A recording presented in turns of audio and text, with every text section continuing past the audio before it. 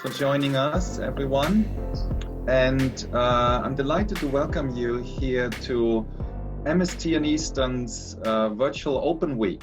What a fascinating way to meet up in the online space. I'm Michael Bräutigam, and I'm the Director of Research here at MST and Eastern. I'm also lecturing in theology and in psychology. And today we are talking about MST's DMin program and a little bit in general about the Department of Research here at MST Eastern. There's exciting projects happening, and we thought you might want to hear more about it. And we're delighted to have quite a few people joining us here this morning.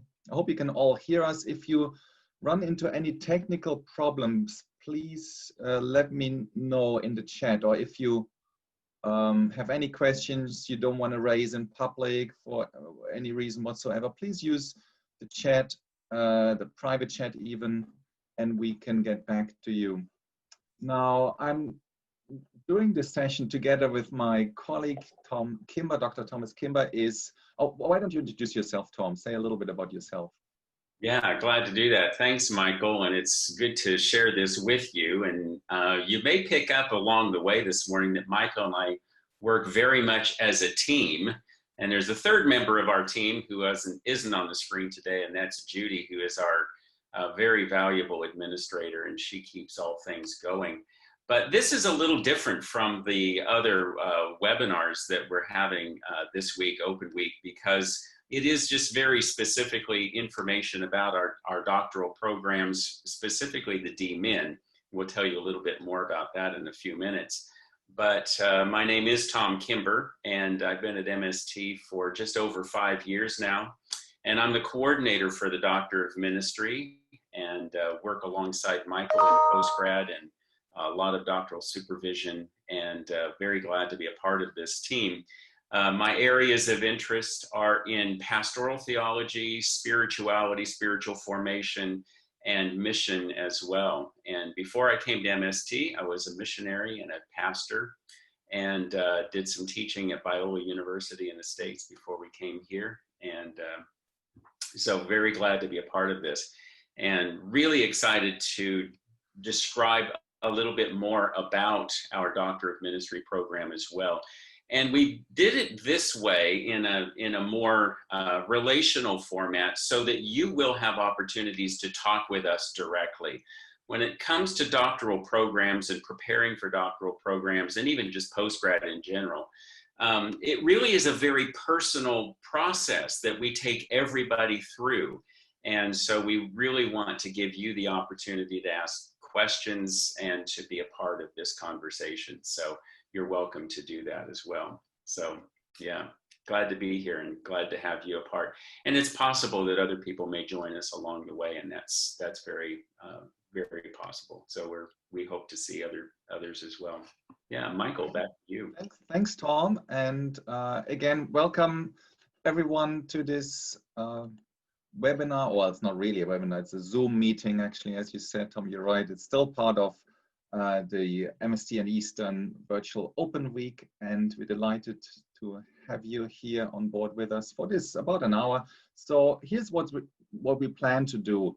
First, in the first part, Tom, as the leader of our DMin program, will talk a little bit in more detail about what the program is all about, and then you will might have some questions about that, and you can then send them either in the chat here. You write some questions down in the chat function, or I think you should be able to talk as well. I think if you unmute yourself, we unmute you. I think that should work, so we can have a conversation. I think that's even better.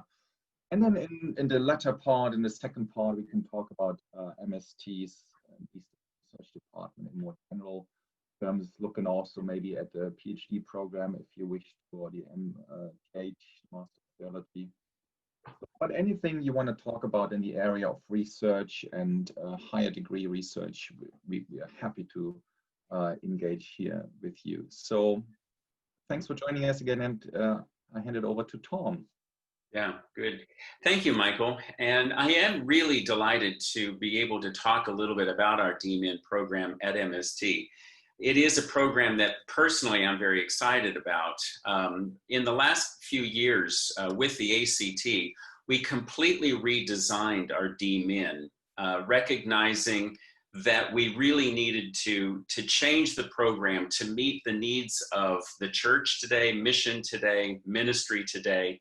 And so I was actually asked to be a part of the committee with the ACT to design the DMin.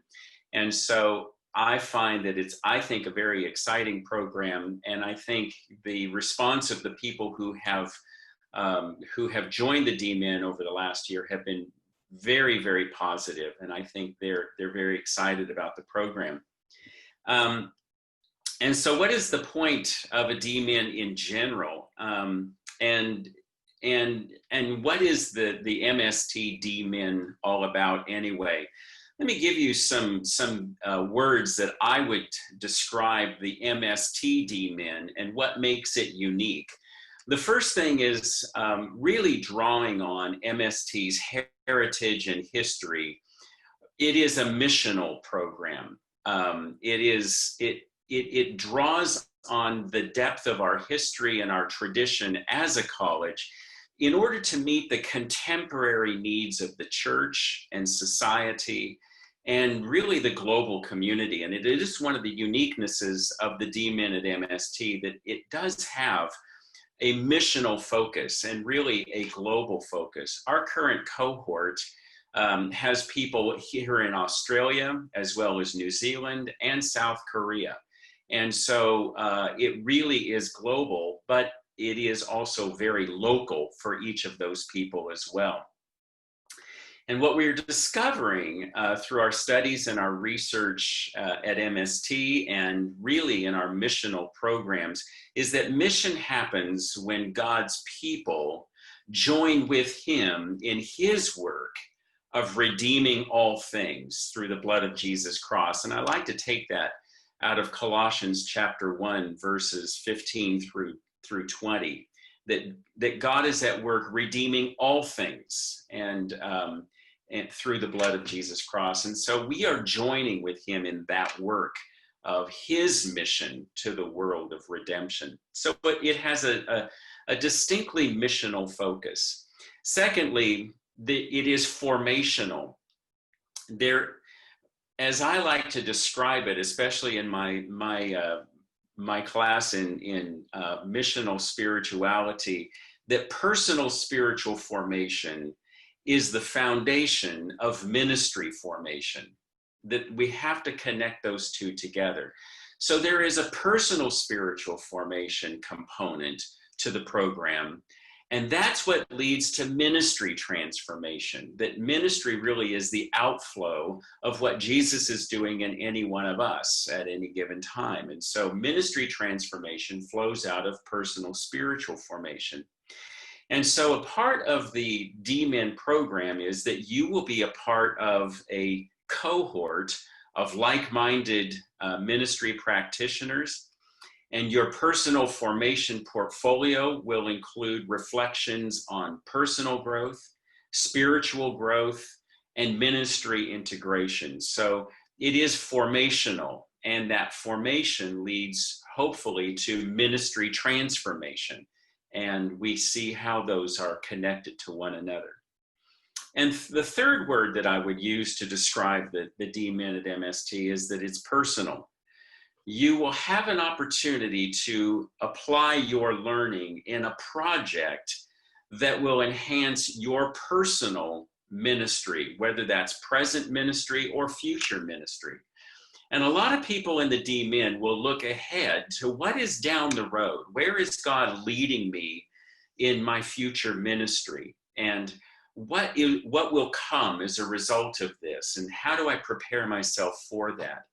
But the capstone project is something that will be something that you will apply in your personal ministry, whatever that is. And some of the projects that are coming along these days, we see how people are applying these things in a variety of contexts, whether that's the local church or mission or parachurch ministry. People are using these things in their personal calling, their personal ministry. And I think some very, very exciting and very unique and really some very creative ways. And I'm excited about that. But the important part of that is that it's personal. It's something that is going to enhance your ministry. And it's not just a case study for somebody else's ministry, but we want you to bring yourself into this and apply this in your particular area. What are the components? What is it comprised of? Typically, when we think of postgrad, we just think of writing a long thesis, and that's true for the PhD. But with the DMin, there really are three parts of the three components to the project, or the whole degree, that I think are important. First, there is a coursework component. There are 4 units. The first of which is a unit in research methods to teach you how to do qualitative research and to learn the necessary skills. But hopefully these are skills that you will take into your ministry, into your work as a practitioner. These are skills that I learned years ago, and I use them all the time, even as a pastor or as a missionary. And these are actually very practical skills that you can use in your ministry. But the research skills that you will need to do research with people, with what we call human subject research. So qualitative research methods is really important for this. And then 3 electives that we work with you. I said it was personal, but 3 electives that will enhance your personal ministry, that will enhance the missional and formational aspects of what we hope to teach you. But you will also take 3 electives across, and you can take those across the ACT. Hopefully we'll have enough of those at MST that you can just take them all right there. But the broader ACT offerings are available to you as well. And so we will look at those and see what fits with your particular interest, what your project, as we are developing these missional and formational aspects, how does that integrate with your personal interest? And we'll do what we can to work with those as well. Secondly, there's a cohort component, as I mentioned earlier, which gives you the opportunity for relational learning. And we meet a few times each semester as a cohort, and we get to know one another. It's very relational. They share ideas with each other, which I love. We have some great conversations. We often have a focus to our conversation so that we are wrestling with ministry issues today.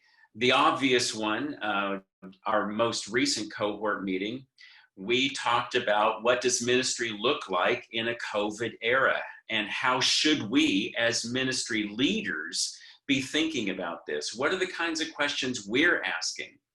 And what are the kinds of questions that our people are asking, the people that we are leading?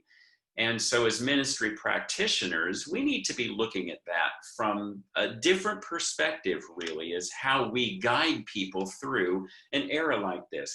And so that's often the type of thing we do in our cohort meetings, is think about a contemporary issue and how do we think as practitioners as we're faced with this issue. We also think about the spiritual aspects, the integration of what we're learning in our ministries.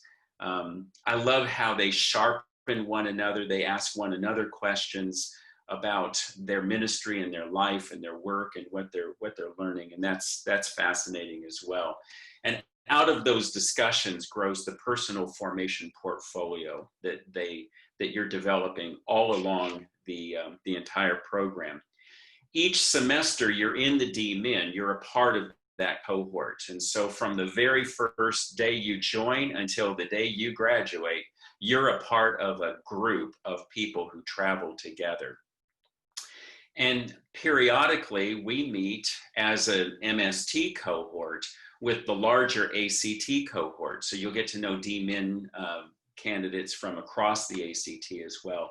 And some of those meetings are fascinating too, to hear how different people are in different areas of ministry and focusing on different things. And that is, I find that very exciting as well. And working alongside my colleagues at other ACT colleges and getting to know them and how they do the DMin program at their schools as well. And then finally, the final component is a project, 40 to 50,000 words, either a thesis or a project that will apply your learning and enhance your ministry in your area of interest, expertise, whatever that looks like. And we are more flexible with the project than we have been previously with the thesis. It can be a thesis, but it can also be to develop, as we like to say, a particular artifact. Is there a training program that you want to develop? Is there some kind of a project, a ministry project that you would like to get started?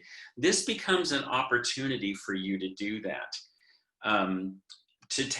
We have one of our DMin currently works in raising in missionary training in South Korea. So his project is geared toward training missionaries, recruiting missionaries in that particular context. And he's focusing on that as his project. Another works with youth, and his project is focused on how do we look toward the future and the next generation coming along. What are we learning from generation X, Y, and Z that helps us to know how to meet the needs of the next generation?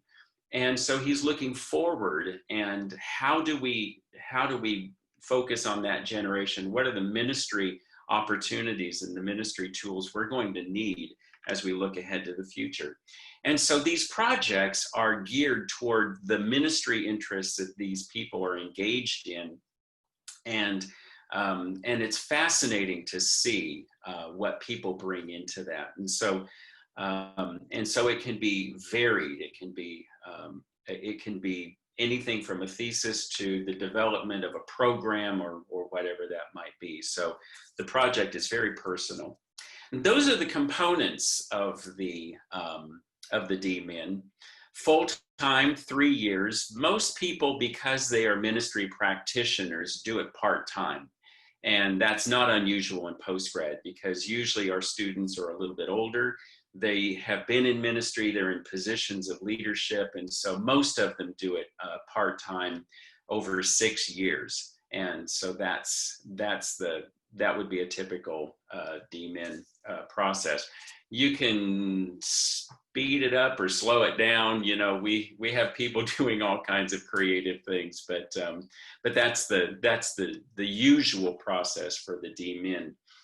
So I think I'll just leave that at that right there, and we will. I should mention one other thing, Michael, before we hand it back and do some other questions. And that is, during the entire process, you're going to be working closely with your supervisor. One of the important things about postgrad work is that you are assigned a supervisor who guides you through the entire process. Certainly with the thesis or the project, they supervise that process, but that supervisor will also work with you to choose the coursework. What are the components that would fit with you and your project? And so we work very hard at coming up with the right supervisor for you and your interest in your project, and somebody who has expertise in that particular area. So it's all guided by a person. So while I'm the DMin coordinator of the whole program, I do work closely with everybody, but the supervisor is also very much a part of that process as well. So Yeah, thanks. Michael, anything that you want to add about that, or any questions about the DMin? I know we have some other questions that we want to talk about as well, but any questions about that? Yeah, thanks, Tom, for your presentation. That's very insightful and helpful. Before we talk more about the content, just to let you know, I've already sent a message out on the chat. This session is being recorded, so if you're uncomfortable about that, feel free to turn off your video, but obviously it's great to see you here. So feel free to keep the video on if you like, that'd be great. But just so you know, it's recorded and also made available publicly at some stage. Now, yeah, thanks, Tom. I mean, that's helpful, and I particularly appreciate the integrative nature of the DMin. That's so exciting. I mean, because you have here the formational part, you have the research part, and the missional, and it really integrates all these elements well. And I think that's so important as we're thinking about well-rounded practitioners.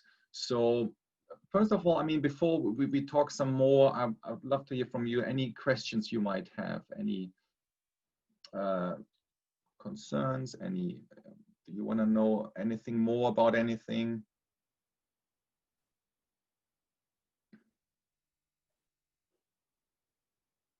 If not, I mean, yeah, Cindy? Yes, Cindy. Maybe just, what are some examples of some of the projects that people are doing?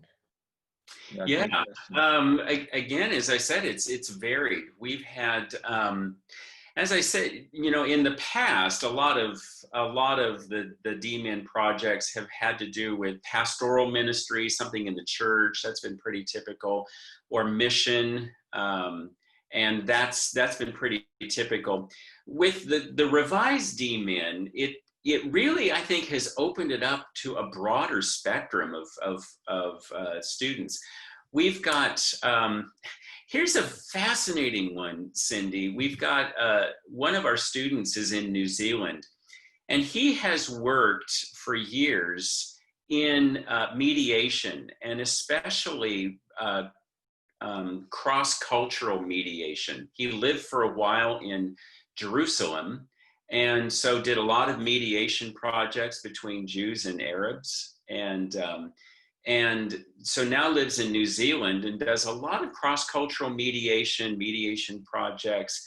But he brings this, he's also an Anglican priest, and so he brings this very theological perspective to his mediation processes. And so he's looking at this whole how to integrate this reconciliation concept of Jesus into his work as a mediator, cross-cultural mediator, which I think is fascinating. We have somebody else who is the director of a Christian school and wants to think about just some ministry issues with a school, and how that how he looks at that from a more missional perspective. Education is changing dramatically these days, and so he's looking at how to be a ministry practitioner in a school context and how he brings these things into that. We have somebody else in Youth for Christ. He's the one looking at how do we reach the next generation. Missionary in South Korea who's looking at training and recruiting missionaries. So it's very broad. And that's part of the MST DNA, is that we tend to be a bit more missional. And I keep getting these comments from people at the ACT. Oh, that's right, MST. You guys are global. You guys think bigger than everybody else. The rest of us are just Anglican pastors, you know, or something like that. MST tends to have a broader focus. We've got people who are interested in developing training programs for especially women in ministry, people who are interested in cross-cultural orality projects in Nepal. So yeah, it's pretty much all over the place. And I love that. Personally, I absolutely love that. I eat that up. So yeah. Thanks, Cindy, and thanks, Tom. Yeah, great question. Great question. We have one more question here. There's Richard asking, what are the prerequisites for DMin Tom. Can you tell us a little bit about that, please? Yeah, and you can go on the ACT website and you can look at that, or the MST website, and talk with us. Basically, it's I should have printed all this out because trying to recall it from memory. Basically, 5 years, at least 5 years in ministry experience, ministry practitioner. Previous degrees, obviously, usually the MDiv, a master's degree, is typical, usually, and then you'd have to have a project, completion project before that. I should just know this off the top of my head, but it's terrible. I don't. I should, if you contact us, we can give you that list. You can have that right in front of you, do you, Michael? Yeah, and I'm gonna post the link to the ACT website with all the requirements. Where all the requirements are. But you're right, Tom. I mean, these are really individual conversations where we talk with each applicant on an individual basis, because sometimes you will be surprised what kind of units, what kind of credits you can use from previous studies in these application processes. So, yeah. Great. I'm looking, feel free to come up with more questions. A question that I had, or that I thought you might have actually, and that's something I think we need to talk a little bit in more detail about, is the question, well, so you've done your previous studies, at the stage where you're thinking, how shall I, and you want to pursue further studies, but you're a bit undecided, you don't know where to go and what to do.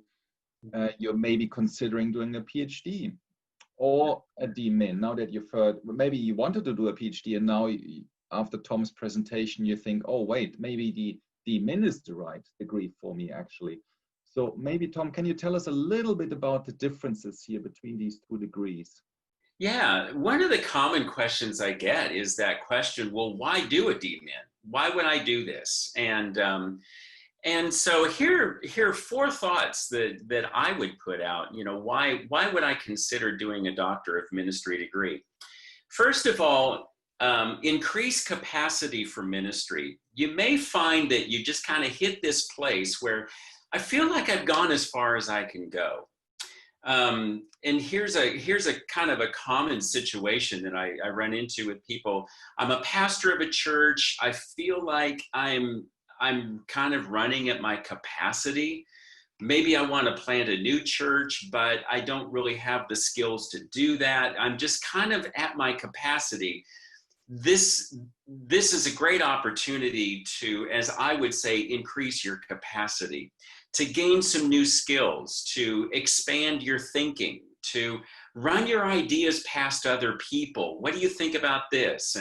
And other ministry practitioners, and you get some new ideas. And so you find that sort of, that can give you that what you need to increase your capacity for greater ministry. So increased capacity, I would say, is one thought, especially when you kind of feel like you've hit a place where I don't think I can go any further than this.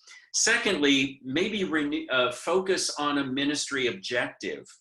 As I said, maybe you're a pastor and you want to plant a church, and so you've got this challenge before you, and this helps me to focus on that objective, to develop that objective, and to gain some new skills that I might need to meet that objective. As I said about this one person working with Youth for Christ, he's faced with this opportunity ahead, but how do I meet that opportunity with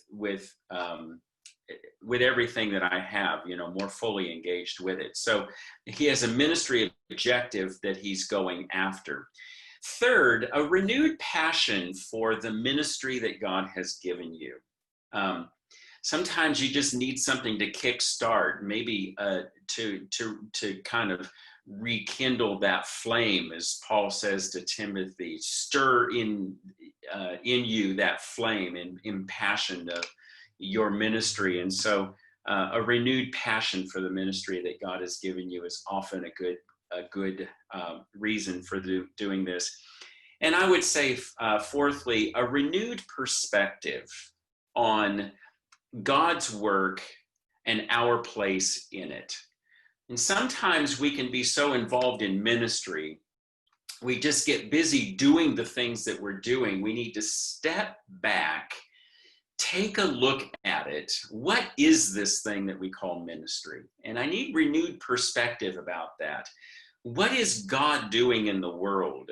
And how do I join him in that work that he is doing in the world? And so that's a good reason to do a DMin as well. So those are common things that I see. Why do a DMin? Now, Michael, you asked this question, and it would be great to hear your perspective on this too. What's the difference between a DMin and a PhD? They're both doctoral degrees, right?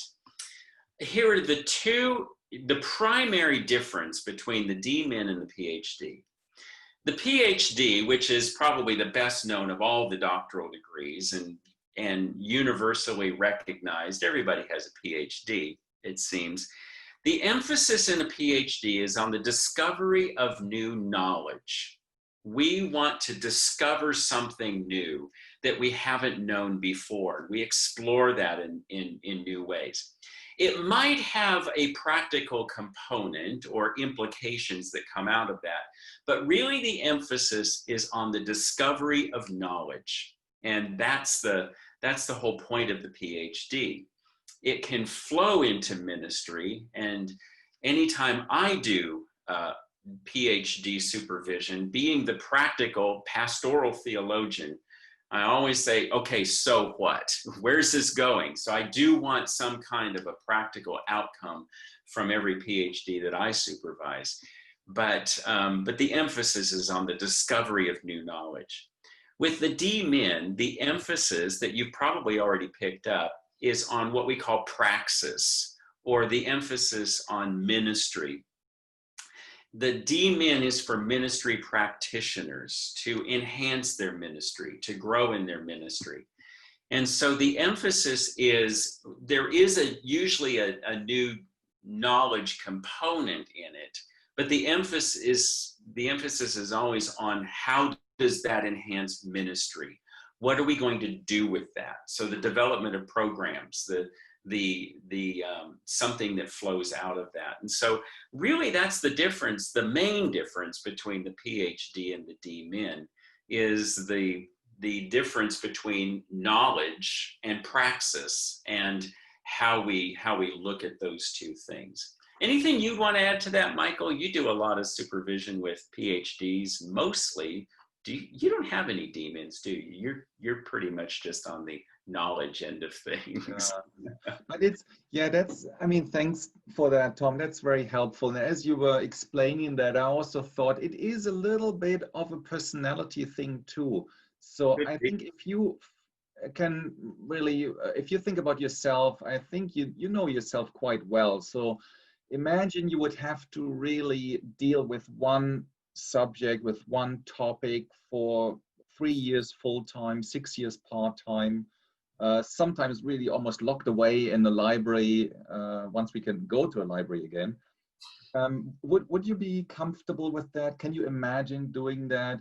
Whereas the DMin is really, as you said, Tom, there's so much interaction happening. There's various projects. It's more collaborative, maybe even in a sense.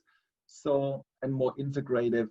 So, and if that suits your personality more, and I would think as practitioners, pastors, and even chaplains, and as you said, even leaders of schools, that makes a lot of sense. But if you are considering to go maybe into higher education, teaching at a university, teaching at a theological college, teaching at a Bible school, and as a requirement, they still would like to see a PhD these days. So you would have better chances in the application process if you could show them, well, I actually did my PhD. So yeah, but it is also a personality thing, I guess. So yeah, I think that's a great point, Michael. We really find that people who come into these two degrees in many ways, they're different people. And that is often one of the questions I will ask is, where do you see this going? And if a person says, well, I want to teach in a university, I want to teach in a Bible college, I want a faculty position, you're exactly right. The PhD is often the way to go, unless you're in those areas of practical theology, pastoral theology. The DMin might be a good fit. But typically we find with the DMin, people are looking to enhance their ministry. And I think that's a good point that you bring out, Michael. Oftentimes the personalities are often a bit different. Yeah. And actually, I was just thinking, Tom, I mean, if you wanted to hear more about that or learn more in reality what this looks like, I mean, I'm happy to, and Tom, I'm sure too, would be really happy to invite you to our regular postgraduate seminars where you can just join. And this is an opportunity for you to get to know on a first-hand basis actual projects that students are doing, both in the field of DMin, and then also even MTH and PhD.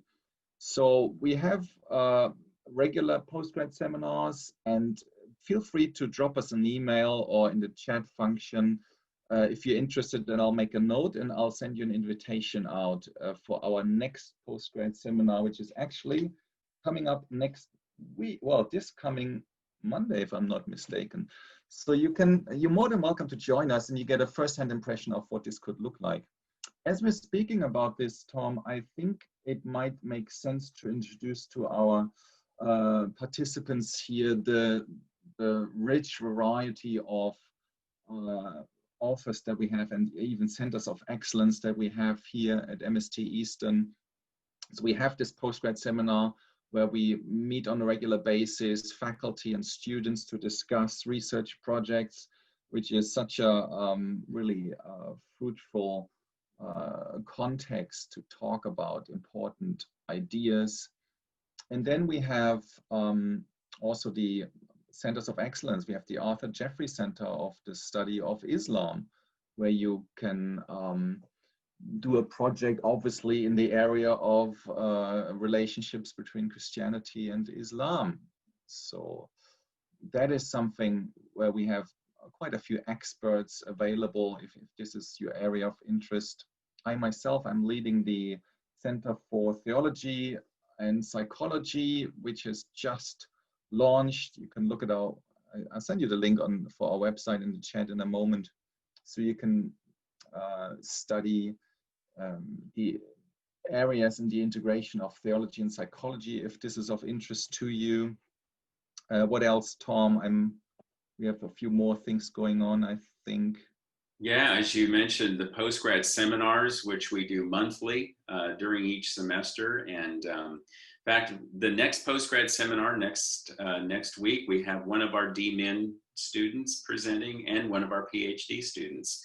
The DMin, this will be his very first presentation, so you get his research early on. The PhD has just submitted his thesis, and so it is the final one. That's always fun. I don't know about you, Michael, but I love to see the progression of these as people come along through the years, and each presentation gets a little deeper, a little more complicated. It's fascinating to see the growth of our research community. We also have a great research community at MST, not only among our research students, but our faculty as well. And so we often hear from faculty members about what they're doing and their research projects. And so that's a part of the seminars. Michael, you should mention the Paradoses Conference, because that's another one of your babies, and you plan that every year, although this year was a little different. we won't go into that, though, will we? Yeah, thanks, Tom. That's actually a good point. Yes, we had a Paradoses Conference scheduled for this July, which unfortunately couldn't take place, and we're struggling to continue with our plans for next year. But this is really an opportunity to showcase the research that is happening here at MST and our friends in the ACT, where we invite also speakers from the whole ACT community. You will hear about theological topics in church history, and also spiritual formation, biblical studies. So this whole variety of subjects is being presented in profound but applicable manner. And that's the idea, really, to communicate profound theological truth in an accessible way so that the church will be equipped. So that is our goal. So we were trying to really balance here excellence in research, but a research that is actually understandable. I mean, sometimes when I read a paper or even a book, I think, well, I've got a PhD and I can't make any sense of it, although it's the area of theology. And so I think, what is happening here? Sometimes it seems to me that the ivory tower is really too far detached from the reality of the church. And this is something you're trying to really deal with in these Paradoses Conference, where we have, again, profound communication of biblical truth, but in a way that the church is actually equipped. I mean, you mentioned the question, so what? And I completely agree, Tom. I mean, our listeners, when they ask, okay, so what can I do with this, what I've just heard? There needs to be an answer. So we hope, and that's at least our goal, we aspire to, that we would equip each other and the church here and our community with transformational truth, really, in a sense, so that they will be not only informed about new knowledge, but also, and that's something you get in the DMin as well here, really, that you would have something that you can apply to your own walk with Christ, your own spiritual formation. And that's usually happening once a year. Not this year. We will publish a book based on the conference we've planned, but there we go. So that's work in progress. And I think that's an important statement too, Michael, is that we have publications as well. We publish a lot of these, and we have opportunities for students to publish. And so those are opportunities there. I think too, Michael, one of the really exciting things that you have just started this semester is the reading group that involves faculty and students. It's fortnightly, is right, and it's again just an opportunity for people to share ideas, maybe a particular article or a book that has really influenced them in their area of expertise. And so that's a great opportunity among our postgrad community as well. So it's not just me and my research project. There's a lot going on, I think, in postgrad at MST.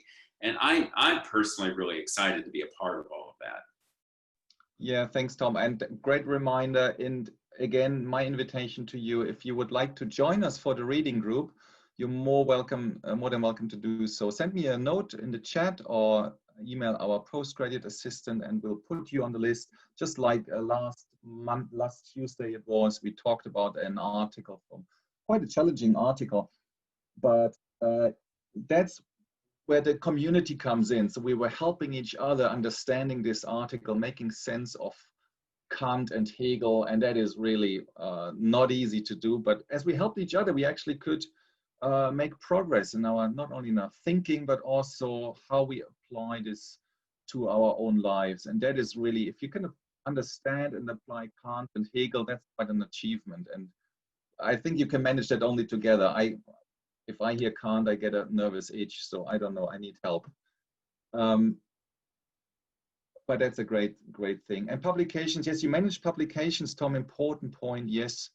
The Arthur Jeffrey Center is giving out occasional paper series, and you can check that out online. I've sent you the link here on the chat function. You can check out the Arthur Jeffrey Center and what they are doing.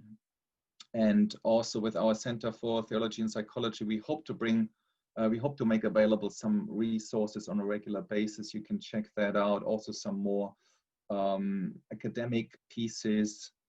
And we also have lectures, regular public lectures, which again, couldn't happen this year. I just saw it in my calendar, and I think in a few weeks' time, we would have had our annual Leonard Buck lecture, which unfortunately cannot happen. But this is again another opportunity to talk about important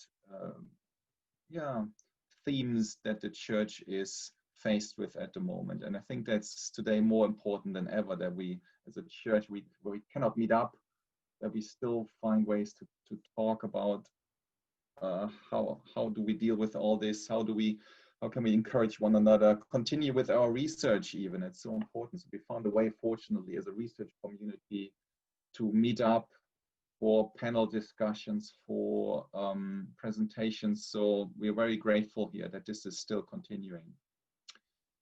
Any questions you might have? We're slowly coming to an end here with our session. So this is your chance to post any questions or unmute yourself and feel free to ask anything you might want to. Yes, Cindy? I think listening to the difference between the PhD and the DMin. So my husband has a PhD in science, and he tends to say you've got to ask a student what do you want out of it, or what's it for? So what's the purpose? And what I like about what you guys have been saying about the DMin is that it really is missional focused, and that thing about the personality, Michael, that you were saying as well. I think I feel more drawn to that, I think, than to the PhD, based on the fact that it seems more hands-on. So is that correct?